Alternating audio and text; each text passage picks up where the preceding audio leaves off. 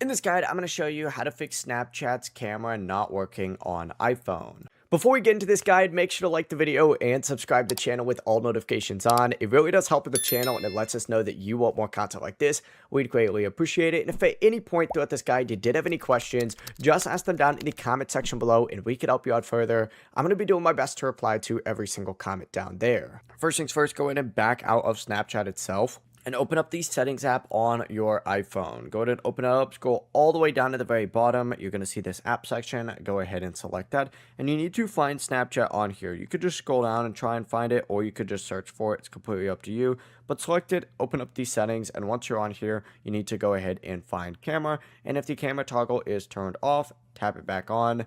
If it's currently turned on, turn it off, and then toggle it back on right after that. And then you can get back in Snapchat and you'll now have camera access. It really is as simple as that.